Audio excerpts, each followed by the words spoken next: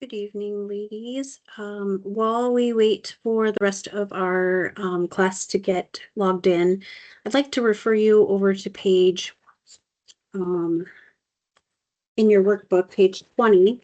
It has a lovely drawing on it. Sorry, you can't see that very well. That's got a drawing on it. While we wait, I would like you to write down the first things that pop into your head about the car. Whatever the first things you notice are, write them down on that page, or you can put them in the chat. We will be using your answers later during class, going over them. So if you'd like to put them in the chat for me, since we're on Zoom, that would be fabulous. And make sure you share them with the whole class so everybody can see them in the chat. And then as soon as everybody else gets logged in, we're going to start right on time so that we can make sure we get out on time.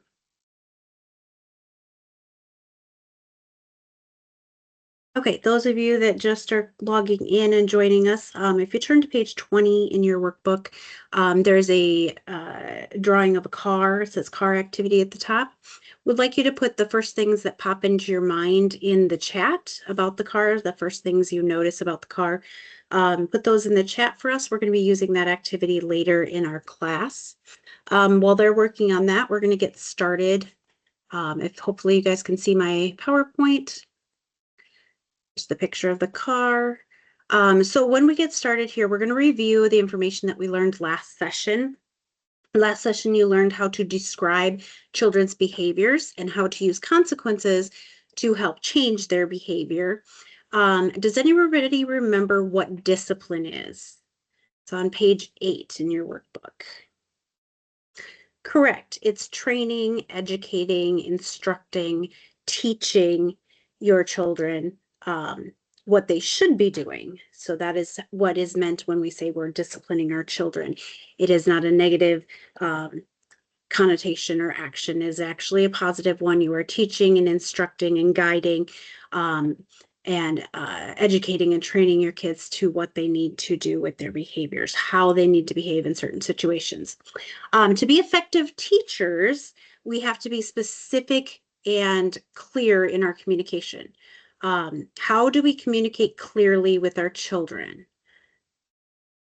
If you don't remember, you can refer back to page 9 in your workbook. Yes, we have to observe our children and then describe exactly what they're doing. And remember, when we're describing their actions, we are keeping strictly to the facts.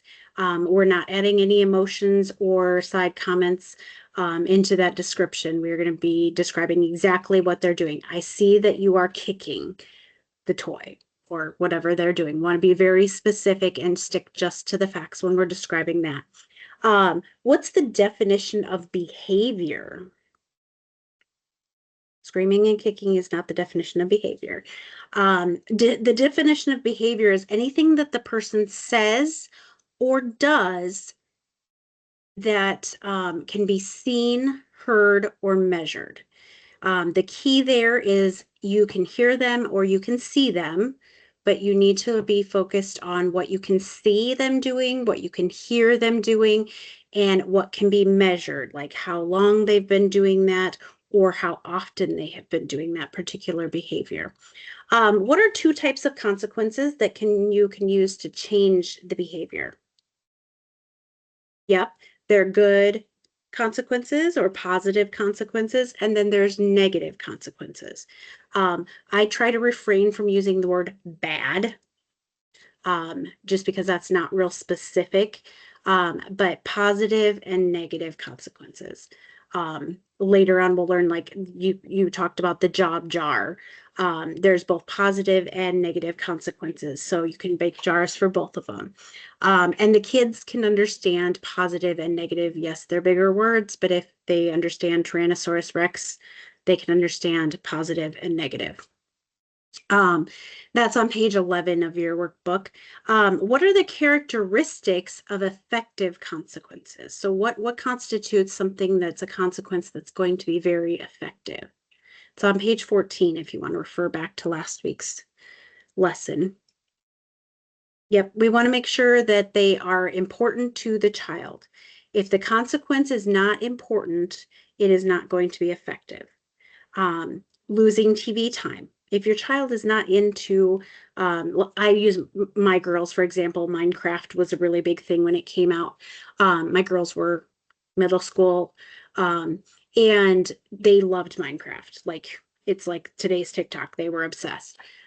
So if I use a consequence of losing that privilege of playing Minecraft, if like my middle daughter was not a gamer, not a video person, she would rather read books or play toys. And so for her, if I gave her the negative consequence of you can't play Minecraft this week for this behavior, she's not going to care because it's not important to her. Now, my oldest was a huge gamer, Lego League, robotics, Minecraft. So it would be very detrimental to her to lose the privilege of playing Minecraft. So it has to be very important to the child. It needs to be immediately after the behavior. Um, and what that means is the minute you observe that behavior, to correct it or to continue them doing the good behavior, you want to give those consequences directly after the behavior. I give the example of your pet, your dog. You can't punish him for peeing on the carpet at 5 o'clock when you get home because I don't know when he peed on the carpet. So that's a good example. If he has no idea why you're punishing him, you know, because that was hours ago and short-term memory. So if your child misbehaves at 8 o'clock in the morning on the way to school, you need to give that consequence immediately after that behavior. Now, the consequence may take place after school, but you need to give them the consequence verbally immediately after the behavior. We want to make sure that the consequences are appropriate in size, and that they're contingent on the behavior. Contingent on the behavior is kind of that you don't want to pile on tons and tons of negative consequences. You're going to be grounded forever. You're never going to watch TV ever again. You don't want a huge consequence for a little thing like, throwing a toy. So you want to make sure it's contingent on the behavior. If it's a big, huge behavior, then you need, a little bit stronger negative consequence. Same with positive consequences. If it was, the very first time you've ever noticed them using please and thank you and manners and being really respectful out in public, you want to pour on that positive consequence because you want them to continue doing that behavior. And so you want to make sure it's the appropriate size. If they're negative consequence for their behavior, say they threw their dishes on the floor at supper time and threw a fit they didn't want to eat. A good negative consequence would be that they need to clean up their mess on the floor and help with dishes. Very appropriate because it's dealing with the mess they made and dealing with the dishes. Well, if it's a 2-year-old, can they really help with dishes or take out the trash? We want to gear the consequence according to their age and their abilities. Yes, 2-year-olds can pick up their dishes off of the floor. They're perfectly capable of doing that. And they can bring them to the sink. That might be their version of appropriate age consequences. You guys did a great job of reviewing the information from last session. Let's do your page 16 and 17 in your workbook for session 1. We went over your home activity and your action plan. Would anybody like to share anything that happened this week where you used giving consequences or describing the behavior on your home activity? If anybody would like to share their home activity with the group, that is great. Remember, this is a confidential group, so there's no judgment or fear of sharing. We all learn from each other's experiences. Okay, thanks for sharing. That was a great example of using it. I like how, and the more you use it, the better it's going to become natural habit. So that was last week. This week, we are going to be learning reasons and effective praise. Giving reasons and using effective praise will help your children increase their positive behaviors. This week, we'll be talking a lot about positive behaviors and reasons. When I took this class, I really felt like finding a reason was the hardest part for me. It's like I could describe their behavior, I can definitely give them a consequence. But if you just stop there, it's not very effective. You need to give them the reason why. The kids ask why 1,000 million times because they need to know. Their curiosity and their natural innate ability to be curious about things, they need that satisfied. So you need to explain why. That's the reason that we're going to be talking about today. And then also using effective praise is a great tool that increases positive behaviors. At the end of the previous session, you were asked to read chapter 5, which was using reasons to encourage improvement in your common sense reading book. So if you turn to page 21 in your parent workbook and follow along with us, it'll guide you through it and you can make some notes if you'd like. So can someone read how we define reasons? Yes, reasons are the statements that help people make and understand the connection between your behavior and what happens to them. And what happens to others as a result of their behavior. Now, that's a very long, fancy way of saying it helps your child understand what happens because of their behavior. So their behavior is hitting. So the reason helps them understand what happens when they hit. So, for example, if the reason they hit their sister, the reason that you are correcting them and giving them a negative consequence for hitting their sister is hitting hurts. You hurt your sister. I run a daycare and my one little boy, every time somebody cries, he's like, shh, and then he'll look at me and he's like, I said, I'm sorry. And so we've been, giving him reasons. It hurt her, and I'm trying to explain to him now that he's 4, you said you were sorry, but she is still hurt. That still hurt that you hit her. So giving them the reasons for their behaviors really helps them understand how it affects the others. If I hit them, they get hurt, they cry. Or what happens to me if I hit, then I get a negative consequence. So it really helps them to understand how their behavior affects other people and how it affects themselves, what happens when they do that behavior. In common sense parenting, you will learn to use the child-orientated reasons rather than general reasons. Child-orientated reasons are related to the child's point of view or their understanding. These types of reasons will help the kids learn how to make good choices and be self-disciplined. So this starts installing that self-discipline that they're going to need for the rest of their life. So we want to make sure we're teaching them that. An example of general reason for having a child clean his room might be cleaning your room helps keep it neat for when guests visit our family or come to our house. A child-orientated reason would be something like, when you keep your room clean, I am more likely to allow you to have friends come over and play.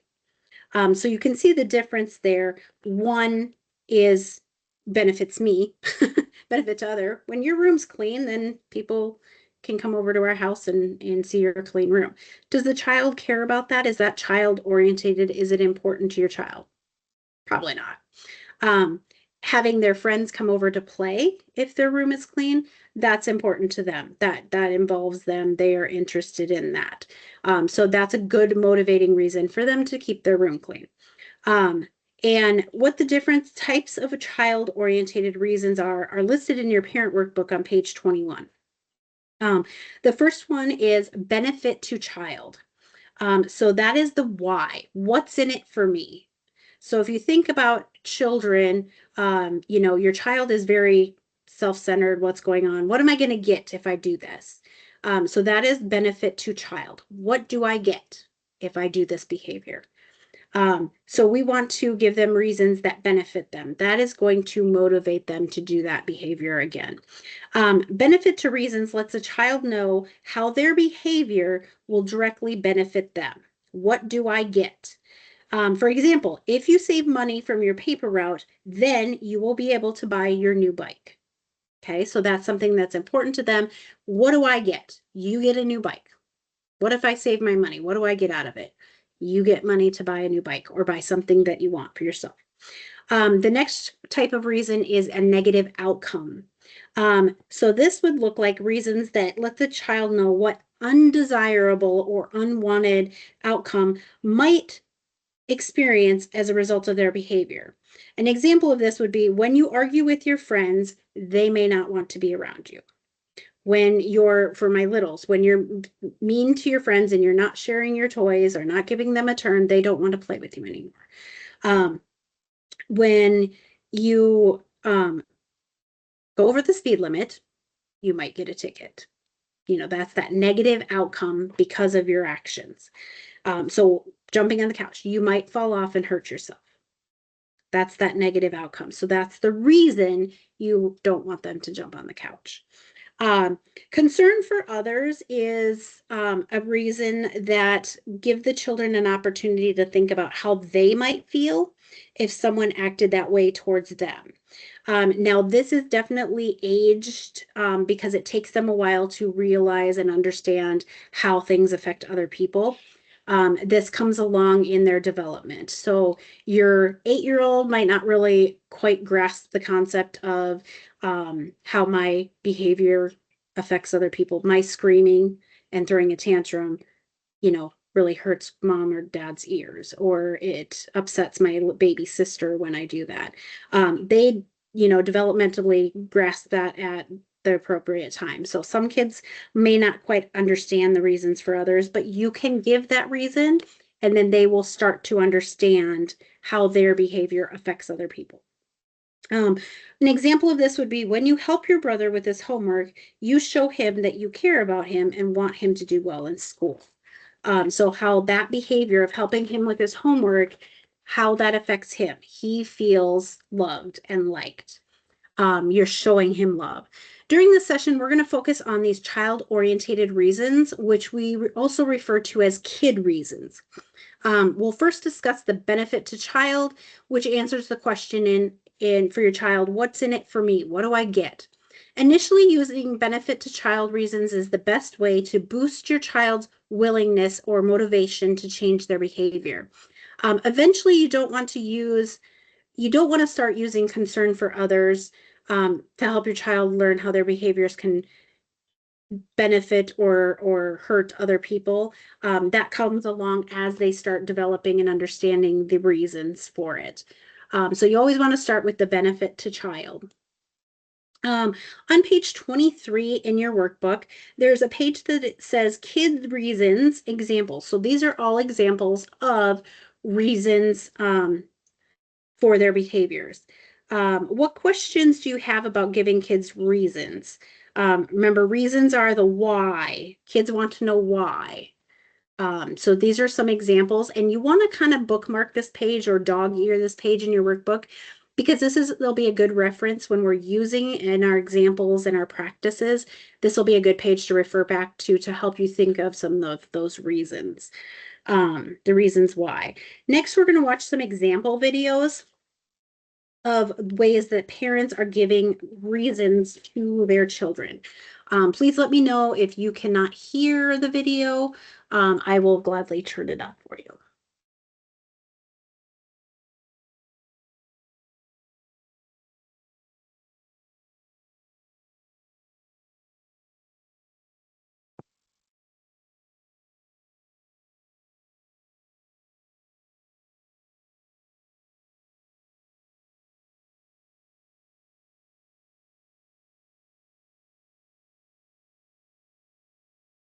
Okay, so the daughter got her homework, had a friend bring it to her house. So what is the kid reason that mom gave her daughter for making arrangements and to get her homework? That's a very positive behavior. Mom kept repeating, you took responsibility. So the daughter had on her own taken responsibility for getting her homework, made arrangements for somebody to bring it to her so she could get it done. So mom used the reason of it shows that you are taking responsibility, and then she gave the reason of why we want to continue taking responsibility for our actions. And it was a hard one to kind of pick up, but it was people will trust you more when you're taking responsibility and making arrangements. How is the reason age appropriate and child orientated? This one is a little more example of child orientated. Mom makes it personal to her daughter, like specific. It wasn't just a general, oh, well, when you're, responsible for your own stuff, then people trust you. That's just general. Made it specific. She repeated her behavior. Oh, that's great. So you made arrangements for someone to get your homework to you. That was her behavior. She made the arrangement. She was responsible for that, took responsibility for it, and that she will be more trusted and people will see her as responsible. Now, judging, my age group, I would say this girl is in middle school, some age like that. So being trusted and being seen as responsible, that would be very important for her, especially girls. I know my daughters, they they would really appreciate that. Our next video, and let me know if you can't hear this.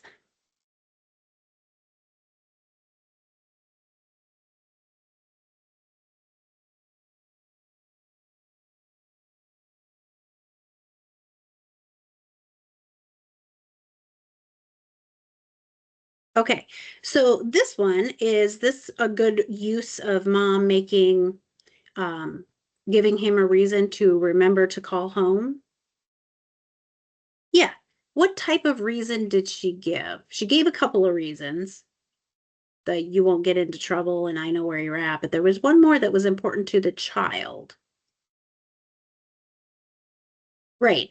The not getting into trouble, that's important to the child. If I don't call home, I get into trouble. So we're reiterating that when you call home and let me know where you're at, you don't get into trouble.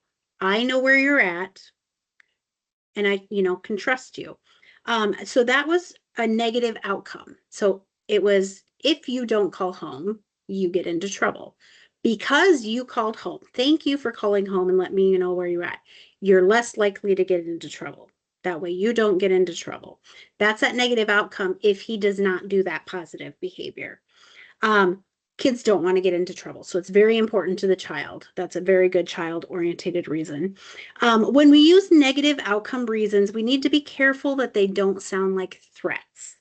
We don't want to come across with that emotion of fear or threatening them, because that's not very effective. You want to be clear and state the point and kind of leave the emotion out of it, to the point. So you want to make sure that, say, hey, when you call home and let me know where you're at, then you're not going to get into trouble. Just just the facts. Um, Now we're going to go to another example, and I want to see if you can find the type of reason that this mom is using. So remember, benefit to child, negative outcome, and how others feel. So let's see what she uses in this one.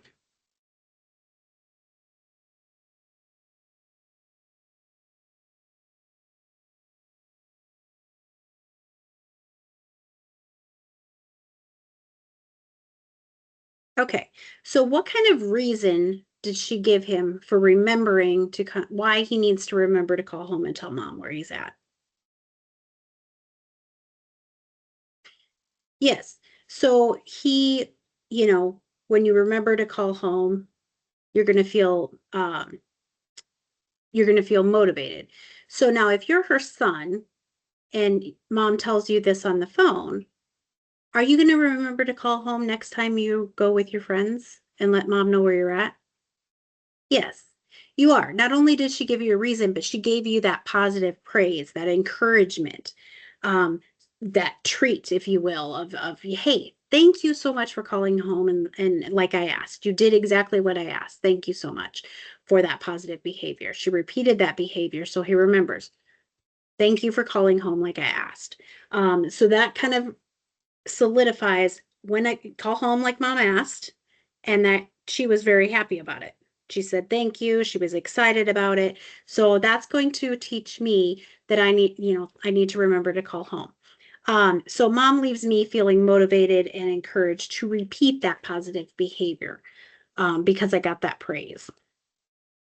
This one, we're going to see if you can tell me what kind of example. Actually, we're going to skip this one. We're going to do this one. What kind of example mom is using in this?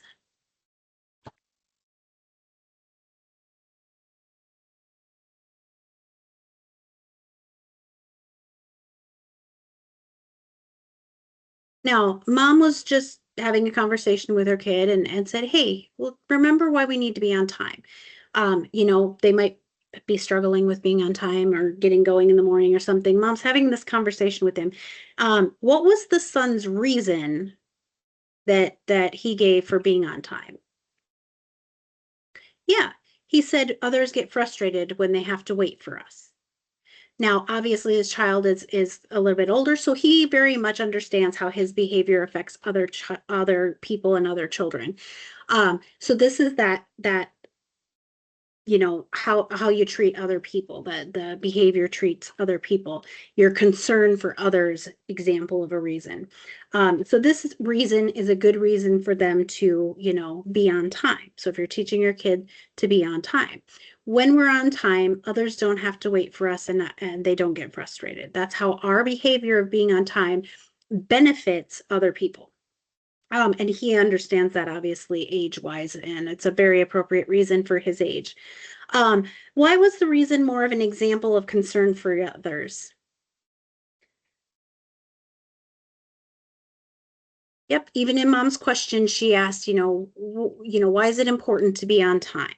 And he immediately went to why it would affect other people, how your behavior affects and how it makes them feel.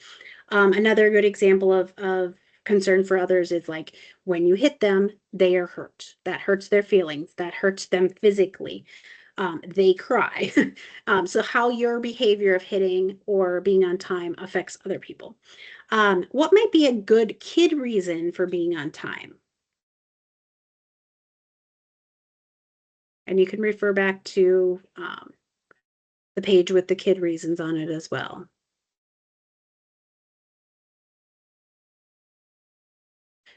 Yep, for older kids like the teenagers, it shows me you're responsible and I'm more likely to give you some freedom if you are always on time for curfew. Um, it shows that you're responsible and that you're doing that positive behavior of being on time for curfew when we ask.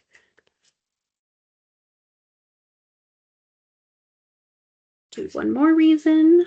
See what reason mom gives her son to encourage him to not listen to teasing and to avoid letting it affect his behavior.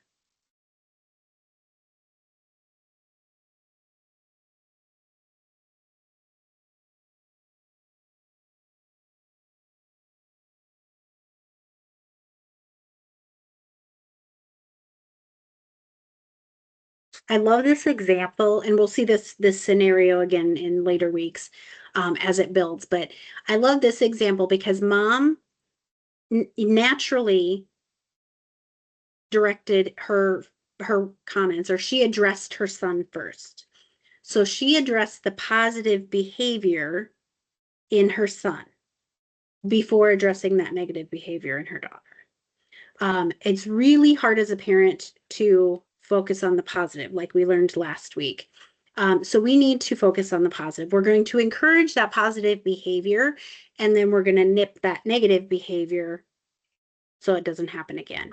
But encouraging her son to ignore the teasing, and then she gave him a reason. What was the reason that she praised him for doing a good job for ignoring her sister's rude comments, and then she said, when you ignore rude comments and teasing, then what? What was the kid reason that he should do that behavior?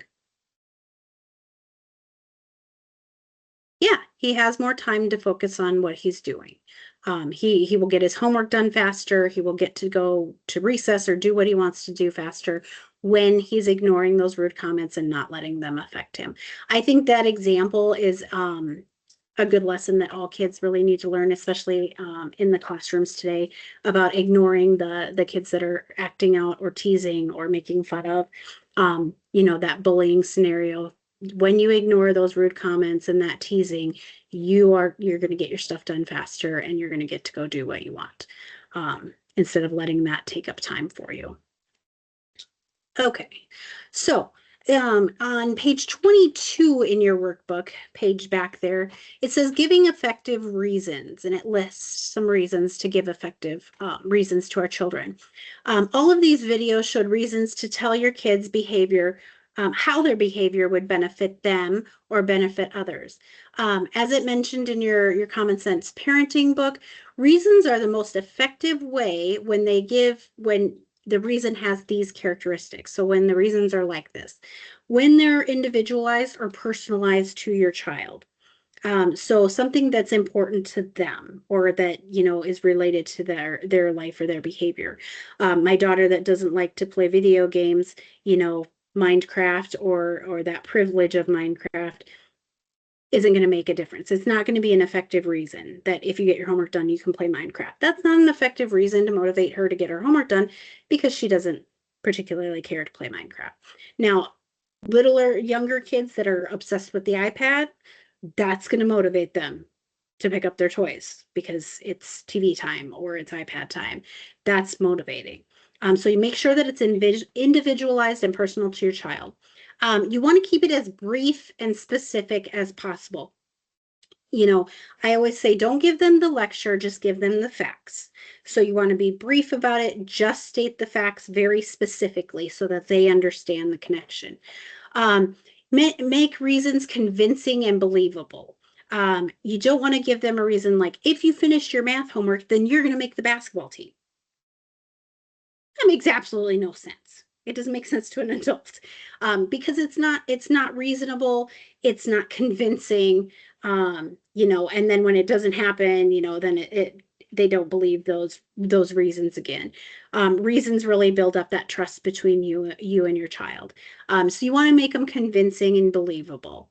You want to use possibility words. This is probably the most important part of reasons.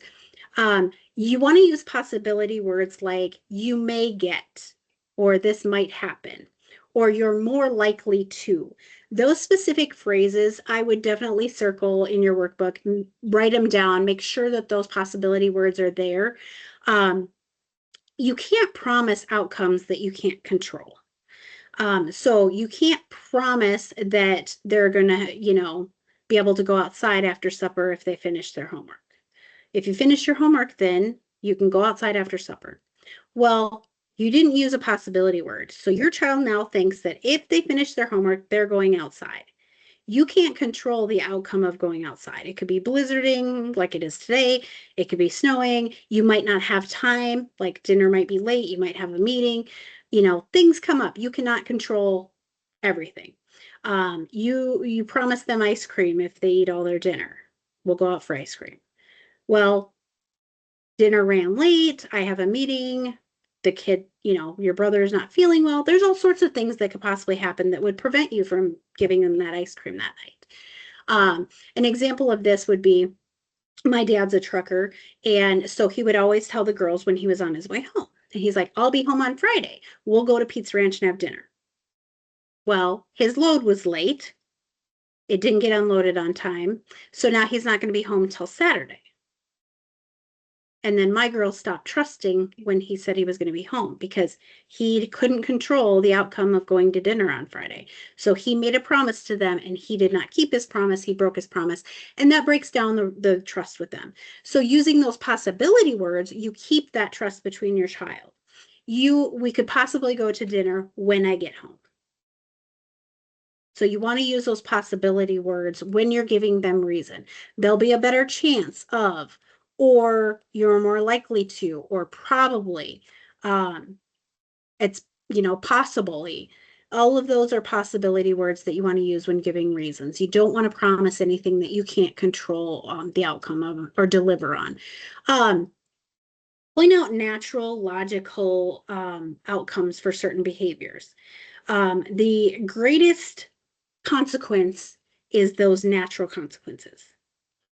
You didn't put your stuff away after school, so now you need to go put your stuff away. You made a mess at dinner and, threw your food on the floor. Now we need to clean it up. I will help you.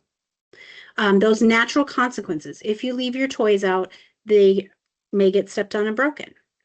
if you leave your toys out, or you can't leave your toys out, so you need to go pick up your toys. You didn't pick up toys before dinner, so now you need to do it before you watch TV. Those natural consequences. You spilled your milk, so now we need to clean it up.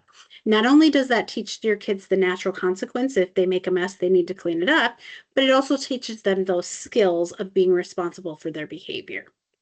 They just don't know it yet. So you want to use those natural consequences for certain behaviors as well. Reasons that show a skill can be, or how a skill can be generalized or easily transferred to other situations. When you ignore rude comments from your sister, you're more likely to get your homework done faster and get off to what you want. And in school, if you ignore rude comments from your schoolmates or the disruptive behaviors from your classmate, you're more likely to get done with your homework and get to go out for recess. So you can use those skills that they learned right here, the reasons you're giving them, and apply it to other situations for them as well. You want to use reasons often, all the time. Every time you describe a behavior or give a consequence or something, you want to use the reason why. Your kids want to know why. If you just tell them, stop doing that, but why? Why do I have to stop jumping on the couch? Please stop jumping on the couch. You're going to fall and get hurt. Okay, that's a reason I have to stop jumping on the couch. I might fall down and get hurt. So you want to give them those reasons, or it's not probably going to change that behavior very well. So it's very effective if you give those reasons. And then you always want to focus on the positive. You don't want to always say, if you do this, this bad thing's going to happen. You do want to focus on the positive.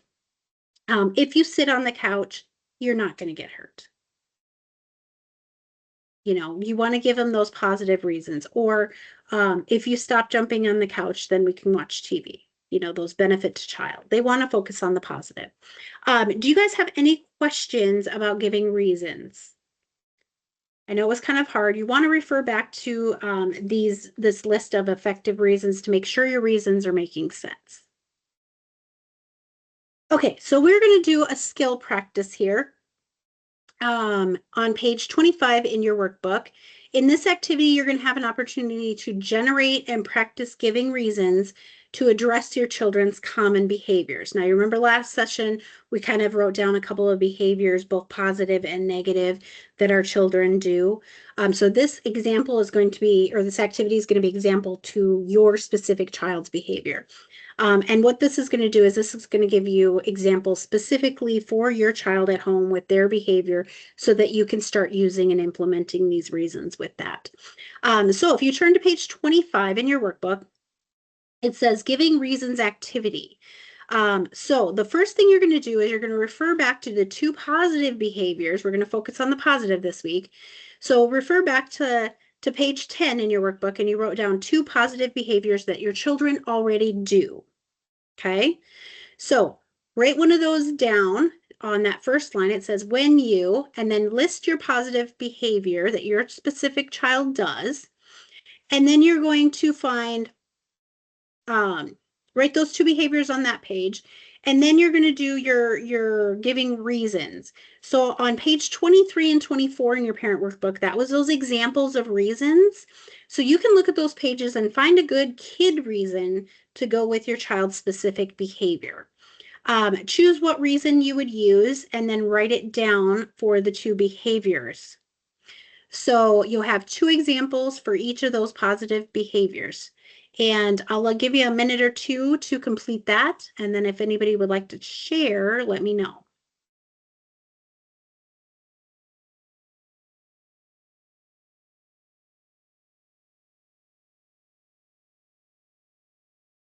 Okay, so each of you is going to get a chance to practice with me. I'm going to be your child, and you are going to read off your statement about describing your kid's behavior and then giving me a kid reason for that behavior.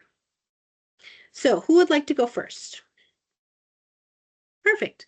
So I need you to talk to me like your child. So don't say like, I'm going to say when you blah, blah, blah.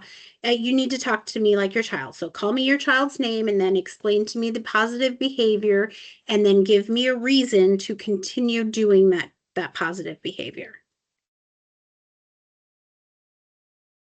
Great, that's perfect. Who wants to go next?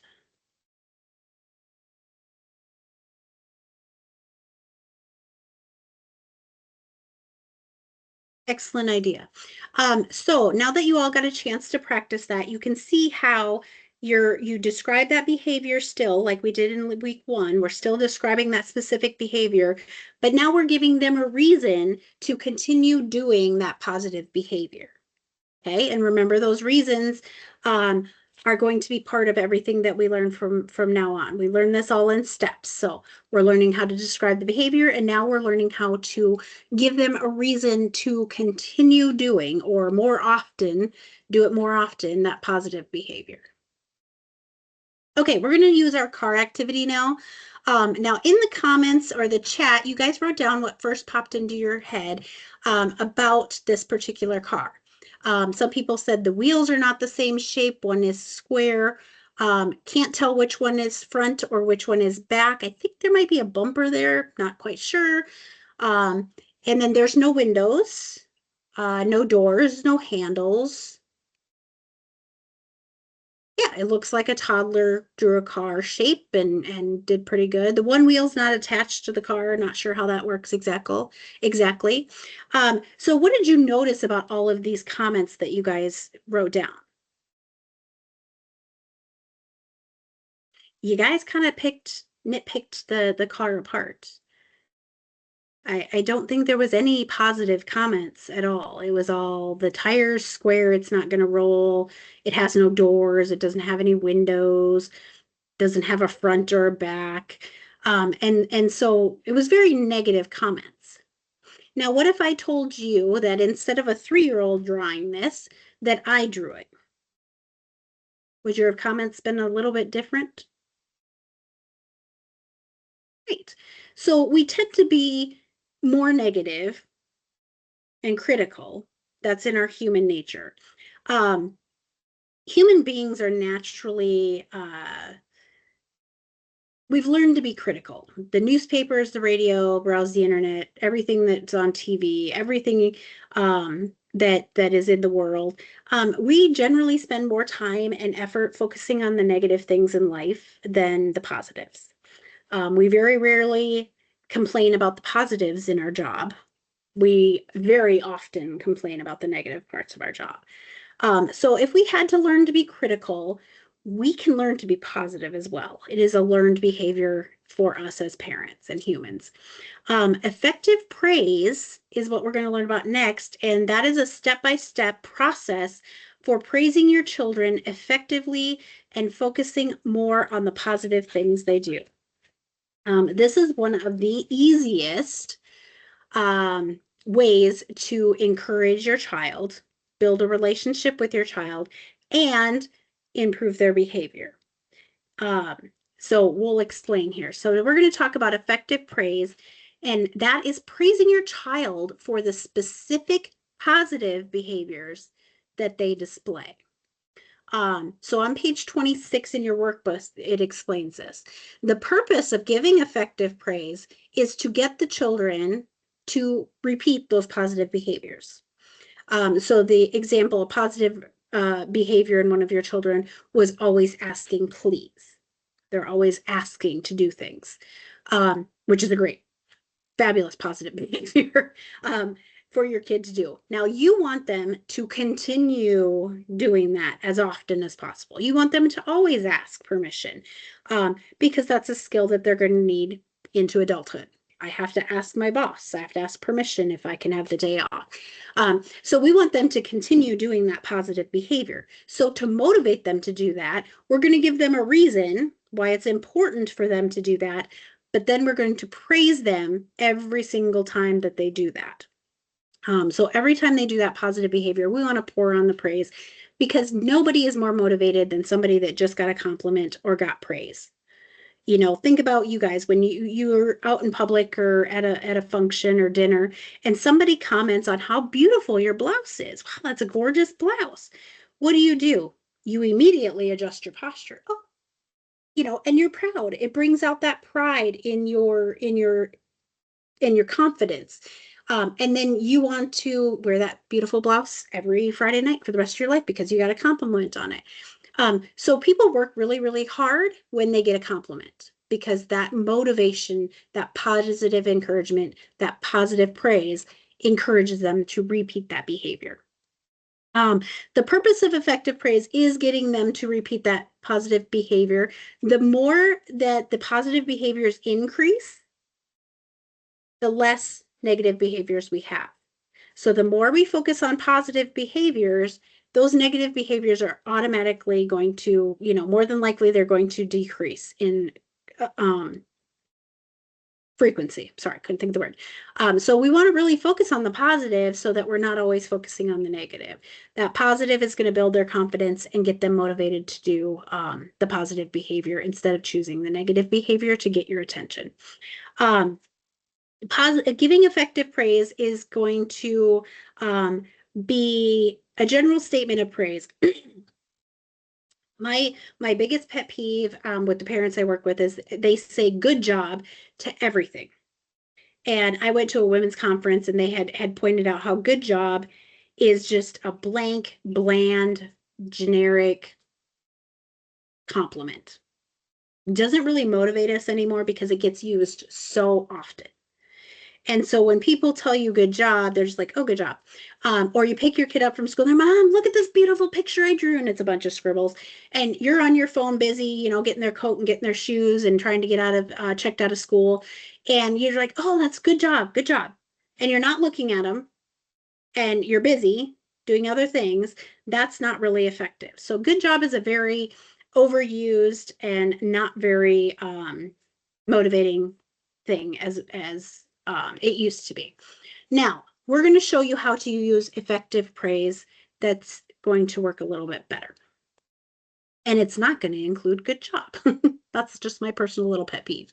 Back on page 26 in your workbook, your workbook also lists situations that parents might use effective praise. So this is when you want to use it. You want to use it when your children are continuing to do things that they already do well.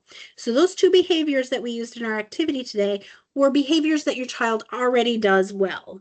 And then we wrote down a reason, and now we're going to praise them for continuing to do that thing well.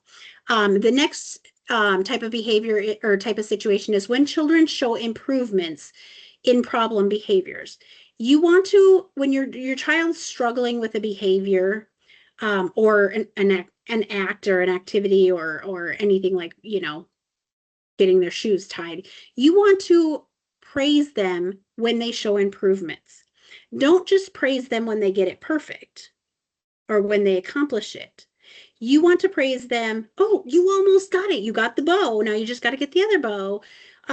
You want to praise them along the way to keep them motivated and keep them going because they will get discouraged halfway through and quit. So this builds resilience in your children. You want to continue to praise them as they make little improvements. And when you do that, it keeps them going. It motivates them to keep doing that positive behavior. And then the third example is when your children make positive attempts at using new skills.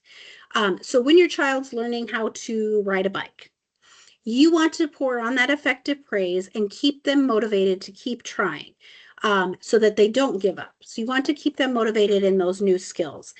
Tying shoes, putting on coats, remembering their backpack, remembering to bring their homework home. All of those new skills that they continue to grow and do, you want to praise them and use that effective praise while they're learning them. Not when they get it right, but while they're learning them. So if they forget their homework at school 6 days a week and one day they brought it home, you want to pour on the effective praise because that's going to motivate them to remember to bring their homework home tomorrow. So when they're learning those new skills, and I can tell you at any age your child is, there are new skills all the time that they are learning. From tying their shoes when they're little, getting their own coat on, zipping their own coat, that's a huge one, all the way up to learning how to drive or learning how to use your computer or learning how to come home on time or learning new skills as high schoolers, So there's always some skill that your child is learning and progressing to that you want to praise them for. A phrase that sometimes comes up is anytime your child does something that you want them to do, like they picked up their toys without asking, and you noticed, in your brain, you're like, wow, he's actually picking up his toys and I didn't have to tell him. No, you noticed him picking up his toys and you didn't have to. You caught him being good all by himself. You need to pour on the praise. Wow, I just noticed you're picking up your toys all by yourself and I didn't even ask you. That's amazing. Make a big deal out of it because that is going to give them the confidence to motivate them to keep doing that. So we're going to look at the steps of effective praise. I lied. We're going to look at the behaviors to praise first. This is on page 27 in your workbook. So if you want to write down notes and write down things of your own for your own specific child, you can do that as well. So we're going to do the behaviors to praise activity. We are going to allow you guys a couple of minutes to write down what behaviors your specific child does that they already do well. Yes, you can go back and cheat and use those 2 behaviors that you listed in your last activity, those 2 positive behaviors that your children already do.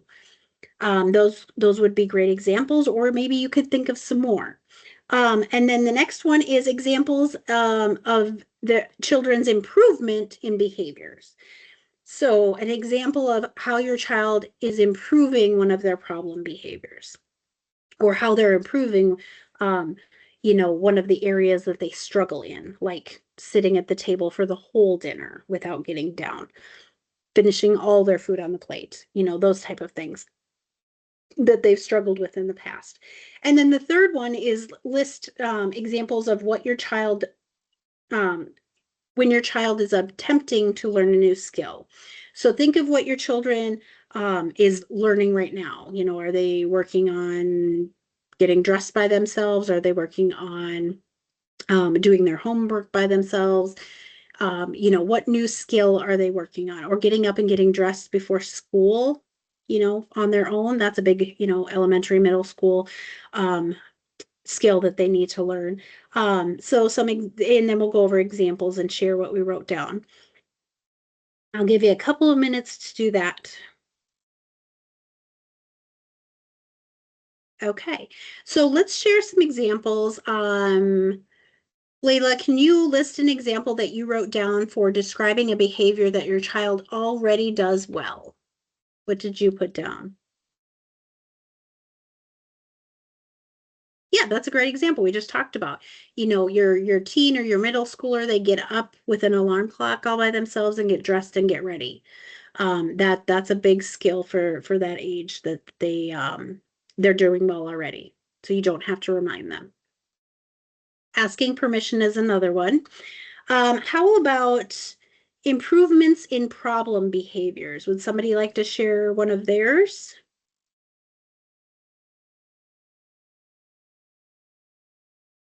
Yeah, they're not whining or crying to get their way. They're not throwing a tantrum to get their way. What are they doing instead of throwing the tantrum or whining?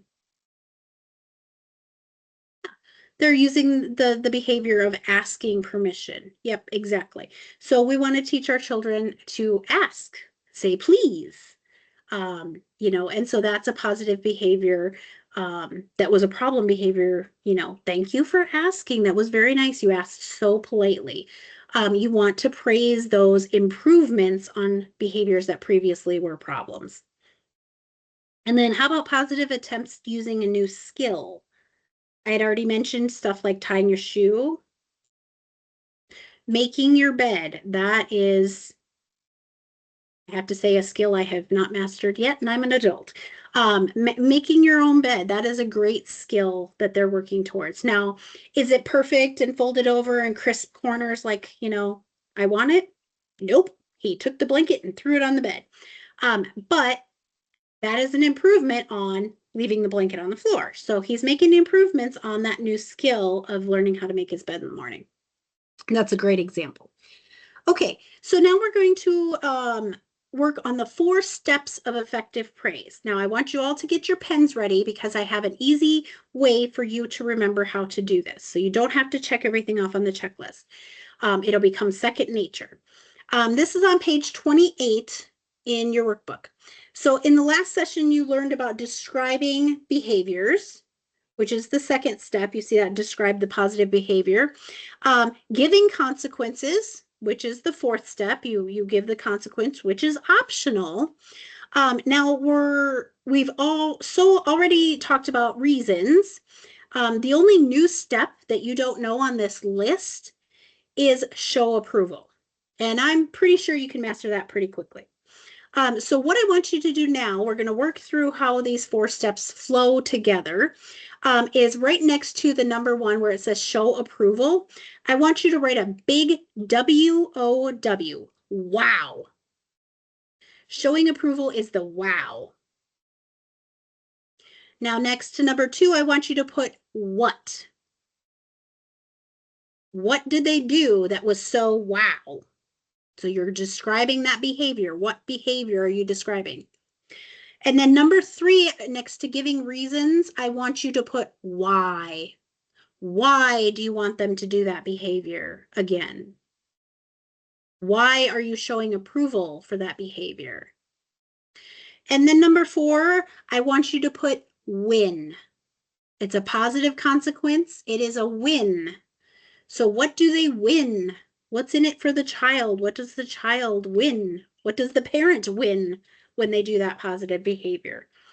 And so that's going to kind of help you remember what each step is for, what the purpose of it is. Showing approval lets your children know that what they have done was special and that you noticed and that you really appreciate the efforts. Showing approval involves some important motivation for your child.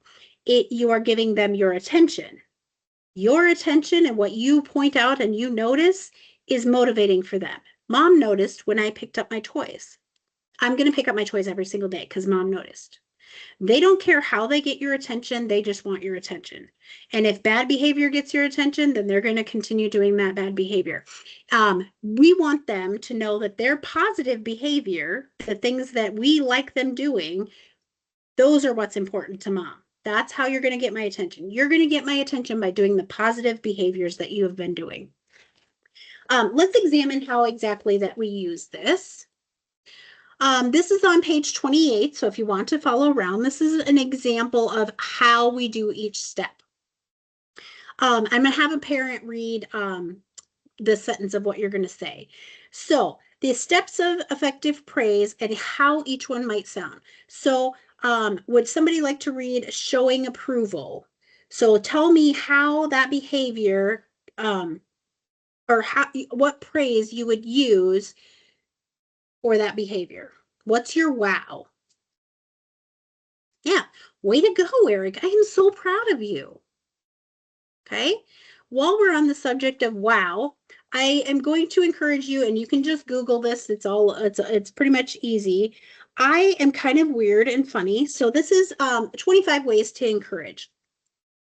And this is your wow. Thank you for helping. I really appreciated that. I'm so proud. I love watching you do that. Keep going. You know, when they're working on those skills, you're praising the positive attempts. You made her feel so good.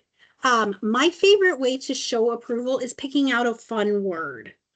And I'll tell you why. So if I remember good job, boring, blah, nobody pays attention when you say good job.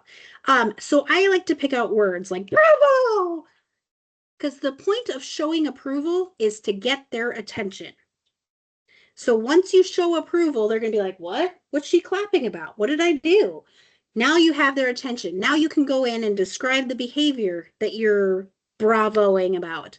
You can give that reason. You can give a positive consequence, but you got to get their attention first. So I like to use fun words. And those of you that are fans or very old people, fans of The Princess Bride, the word inconceivable, use a fun word. My friend, she uses the word marvelous for everything. Marvelous. Incredible. Hot dog. Mickey Mouse, pull out Mickey Mouse. Hot dog. You did the great job at that. Outstanding. That's the best when you do that. Super instead of good job. Super job. So you want to use something that's fun, remarkable or outstanding or phenomenal. Pick out a great fun word that's going to get their attention. And once you have their attention, that effective praise from the show approval on is going to be, you have their attention. They're going to learn it. They're going to sink. It's going to sink in better. So I really like to have fun with my show approval. Um, Way to go, Eric. Make it fun. Don't be like, way to go, Eric. Like be excited about it when you show approval. Have fun with it. It gets their attention. And then once you have their attention, now they're listening. Now they're going to learn. You're going to describe the positive behavior. Okay, so we're going to repeat. Remember, mirror that right back to them. We're going to tell them what they did that's so remarkable. So you're going to describe the behavior. You're going to give clear, specific descriptions of what your child did. The example they give here, you did all your homework before asking to go outside. That is the positive behavior that we are approving of, that we are wow about. The next one's going to be give a reason. Tell them how the behavior is helping. When you finish all your homework early, you may have more time to do the things you like to do. That's their reason. That's their motivator to keep doing their homework before asking to go do stuff. And then optional. Do they have to get a positive consequence every time they do something good? No.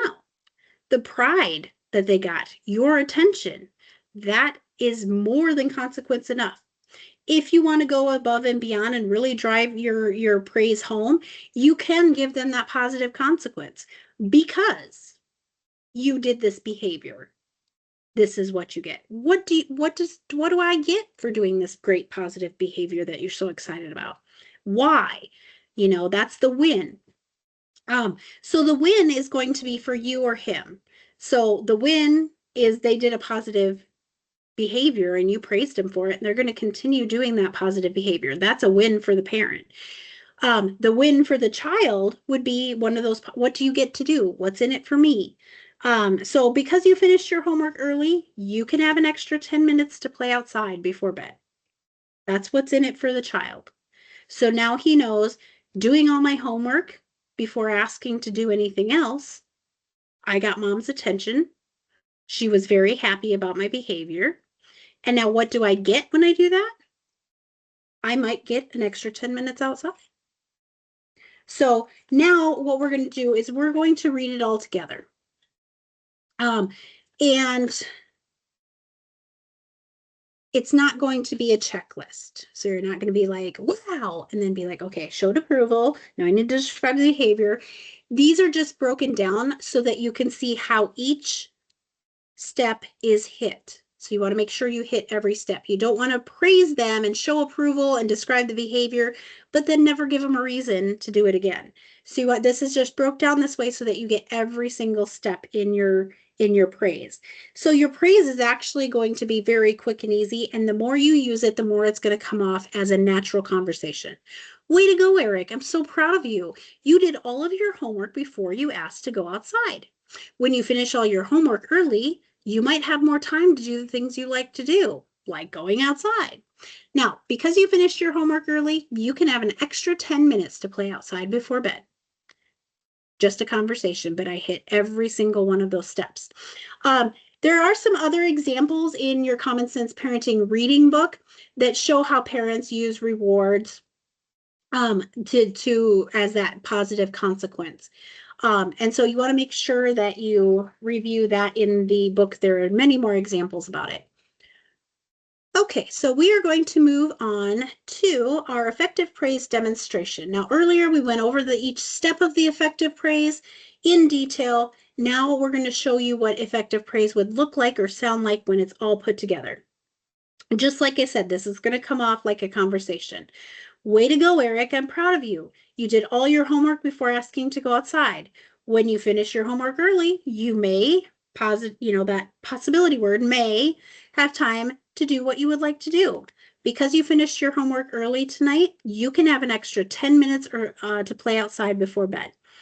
There is also, I wanted to say, if you Google or look up, you want to find some fun words or different ways to praise.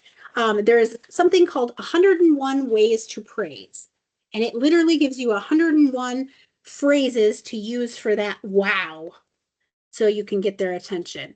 You've learned these steps of effective praise. Now we're going to watch some video examples of how it is used in different situations. Let me know if you cannot hear the video, please.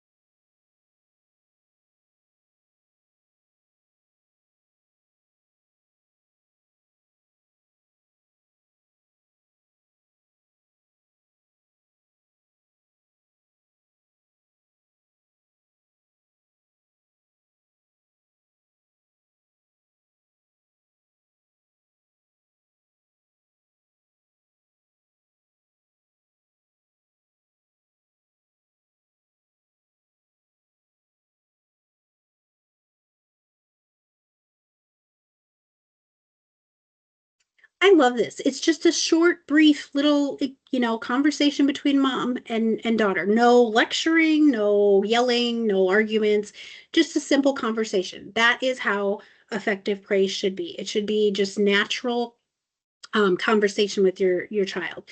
Now, how many times did mom praise her daughter? And that was kind of a long video, so if you didn't catch it, don't feel bad. Yep, she praised her for, the behavior of getting good grades in school and stuff. She repeated that actually a couple of times. She actually praised her twice. And the first one you might have missed.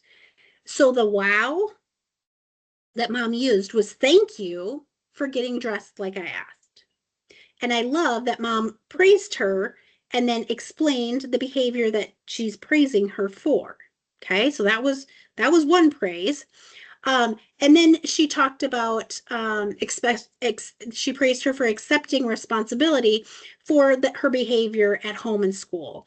And so she was grounded for a particular behavior at school. And she's praising her for the good attempts, those attempts towards it. You've been getting good reports from school, you've been helping around the house, you're doing a great job working towards fixing that problem behavior that you're grounded for. So she actually praises her quite a bit all the way through this conversation. Mom is well on her way to using what we call the 4-to-1 ratio. What this is you want to praise your daughter or praise your child 4 times for every 1 negative comment. So you always want to list 4 good for every 1 negative. That's a lot of good comments. Because if you think of how many negatives that we normally think of, or when you think of your child's problem behaviors, there are all these negative behaviors because we tend to focus more on the negative. But if we flip that around, this is a great way to do that. Okay, so she got into trouble for school or at school. Okay, she's grounded. Now I need to praise her for 4 things or 4 times for things that she's actually doing good. You're doing a great job of helping around the house. You're doing a great job getting good reports from your teachers at school. You want to praise 4 times more often than you criticize. This is not just for kids. I challenge you to praise your husband or your spouse or your co-parent or grandparent or your mom. I challenge you to think of that, What would happen if you praised your boss 4 times before you criticized him once? It actually changes your mindset to be more positive because what you focus on grows. So if you're focusing on the positive behaviors, those positive behaviors are going to grow. But what's going to happen when those positive behaviors are growing? What are those negative behaviors naturally going to do? They're naturally going to be less and less. So the 4-to-1 ratio is a great way to start training yourself to be more positive and have more positive comments. and pouring on for your child, they get 4 times the positive praise that they do negative. And that's really going to impact their behaviors. Okay, we're going to look at a couple of examples of these videos, and I'm going to ask you if it's the right way or the wrong way that they're praising. You're kind of going to critique the parents praising effectively.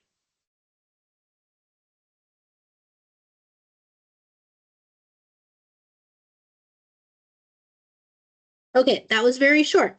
Was mom praising effectively? Was that a good example of praising effectively? No. What was she doing? What was wrong with the way she was trying to praise? She said thank you for coming to meeting. I mean, that's a positive. Exactly. There's this undertone in her voice and and she points out the negative after she praises them. At least I didn't have to call you 100 times this time. Those snide comments and that tone of voice and the body language all impacts. So the thanks for coming to family meeting was a great praise. The kids are like, oh, you're welcome. And then she goes into those snide negative comments. At least I didn't have to call you 100 times. And what immediately happens to those kids that are proud? I failed again. And so yeah, so we don't want to be sarcastic or have those backhanded comments when we're praising. They're not effective for praise. Um, it actually undermines and is the opposite of the effective praise. What is she teaching the kids then with those snide comments and sarcastic backhanded comments? Yes, she's teaching the kids how to be sarcastic. The kids do what we do, monkey see, monkey do. So she's teaching her children to, talk sarcastically back to her. I know I'm kind of a smart aleck. I like to joke around a lot. But when all three of my daughters that are 2 years apart, so I had all three in middle school all at the same time. It was a rough year. But I started getting offended. Like I would tell them something or ask them to do something or make a comment about something, you know, how was your day? And they would immediately throw all of this snide, evil, ugly back talk, sarcasm back at me. And my husband and I are like, absolutely not. Like it was to the point where I was fed up. I'm like, I'm done. You don't talk to me that way. But where did they learn it from? They learned it from me. And so I really had to retrain myself not to use the sarcasm, and joking, because that line between joking and being mean got blurred. They were riding both sides of the fence. So we want to really avoid those backhanded sarcastic comments. How could mom have done this a little bit better? And look back at those 4 steps of effective praise. Yeah, she could have described the positive behavior of they came to meeting when called. That was a positive behavior that should have been praised, not sarcastically undermined. So you want to focus on the positive. Thanks for coming to family meeting. Let's see if mom can do this a little bit better this time.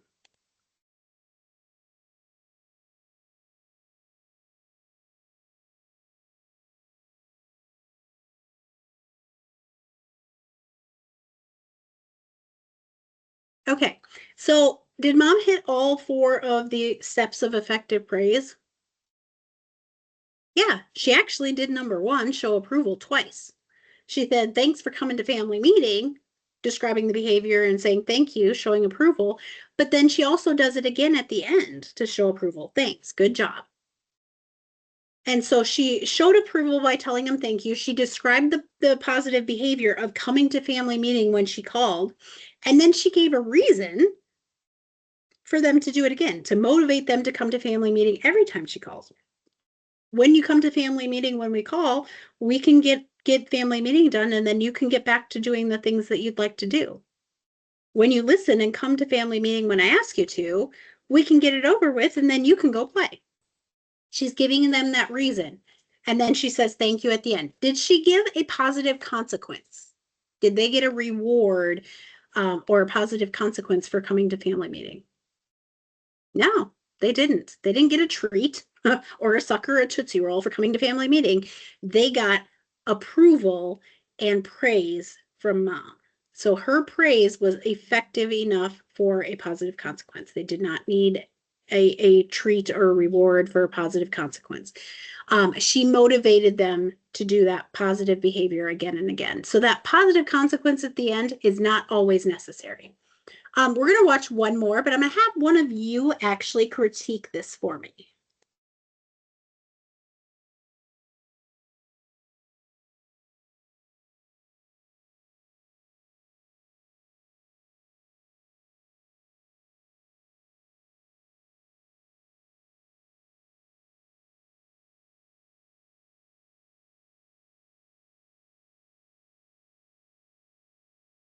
Okay.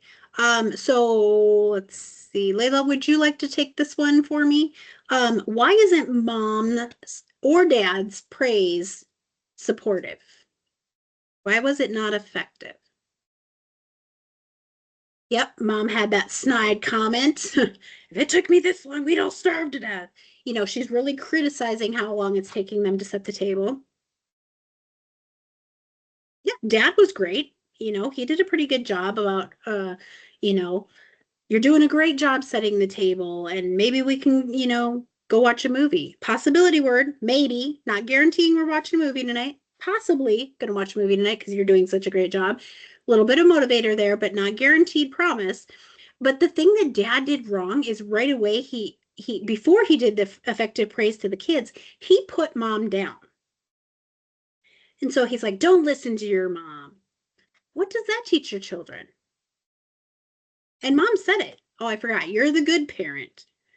And so that kind of riff or argument between the parents and putting down and not supporting each other, that is teaching your children a whole different lesson. So now, are your kids only going to listen to dad and not listen to mom because dad said don't listen to your mom? So you need to be careful when both of or whoever, if it's you and grandma, the kids are at grandma's and she watches them, you and grandma need to be on the same page. You need to be supporting each other, not cutting each other down. Because if there's a consistency in the rules and the praise and how you guys praise them, that's going to be more effective than, oh, I have to do this for mom because she praises me, but I can have bad behavior with grandma because she doesn't praise me. They need to see you are both on the same page. How could the parents be more supportive of each other? Yeah, exactly. So I always tell, parents or whoever's helping you parent, whether it's grandma watching the kids or an aunt or an uncle or somebody, if you both take this class together, it really helps keep you guys on the same page. So you're both agreeing to use this kind of effective praise. And then that creates that consistency with the children. So they, expect the same thing each time. We're going to watch, of course, again and see if dad does a better job this time.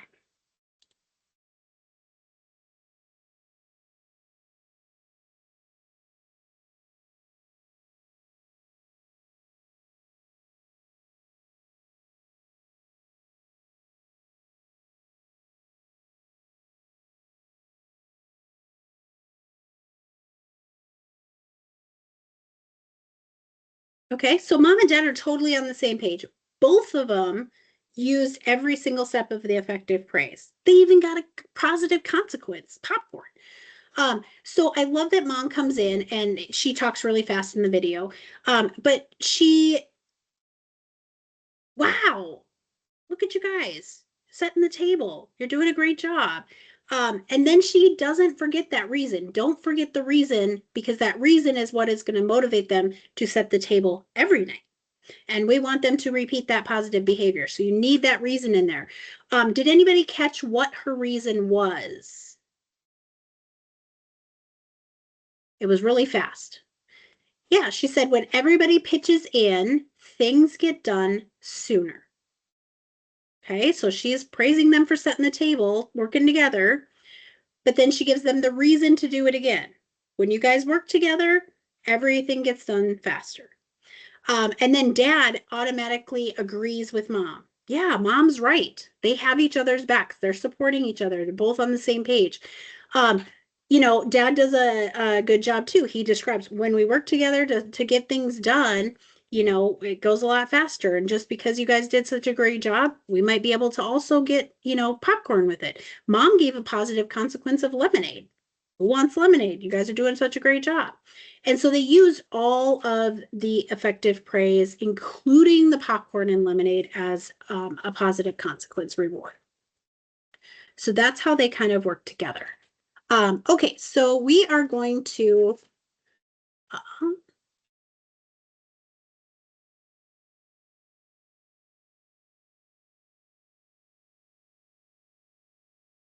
we're going to watch this last example because I think it is relative.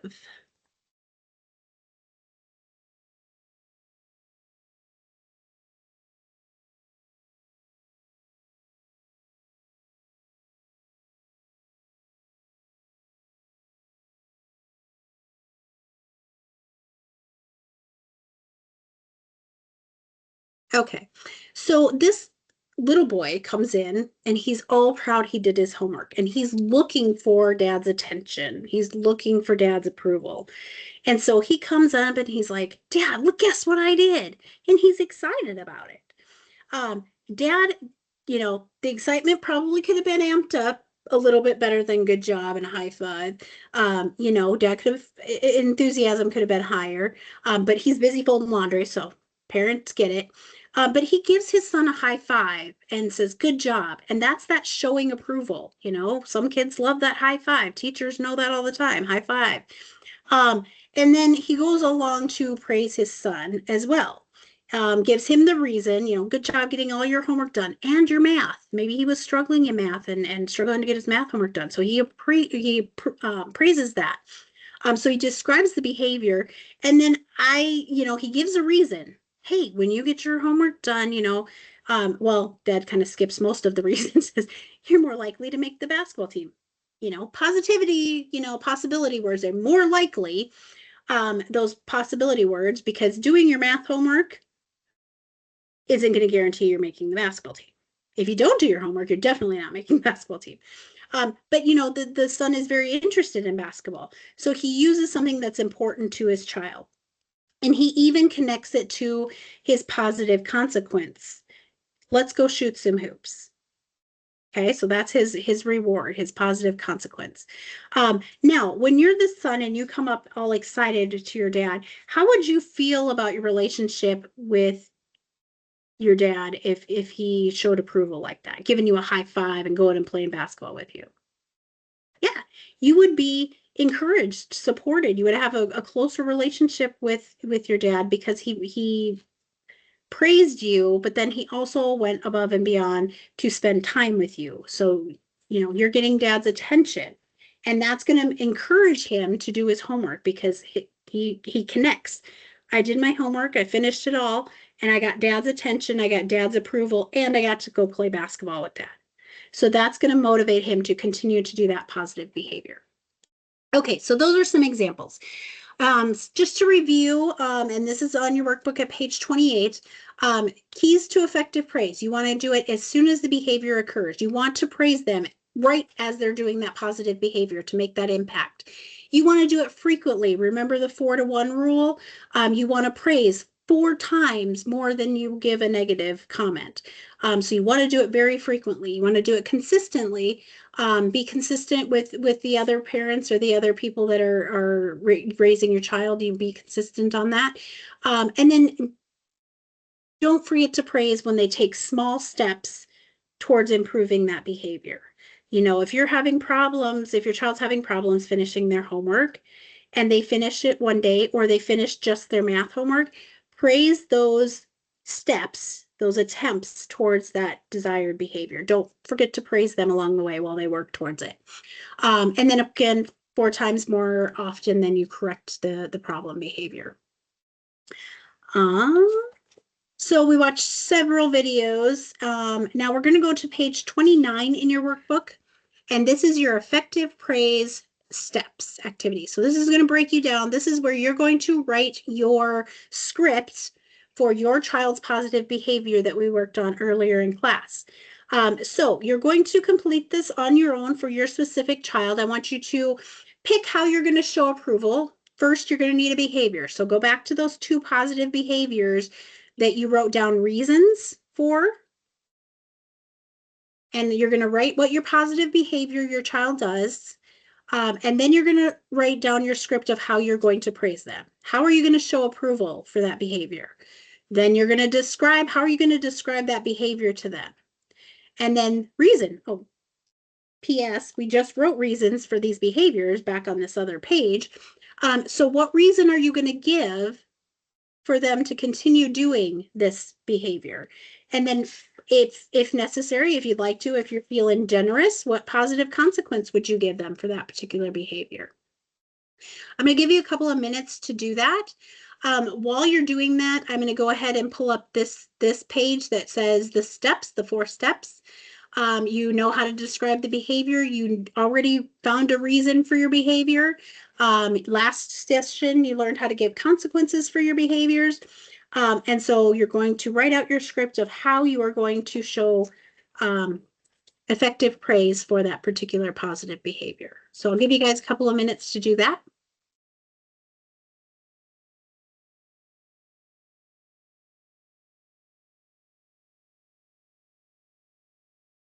Perfect. Would anybody like to share their script and read it out?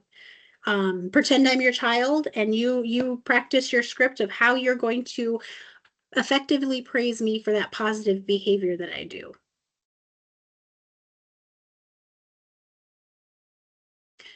Yep, that's a great example. I like that you used a fun, exciting way to show approval. Using those fun words or high fives or just something to make that show approval special, or that's how you get their attention. So if you're like, right on, high five, if you are excited and kind of over the top on that show approval part, you're going to get your child's direct attention.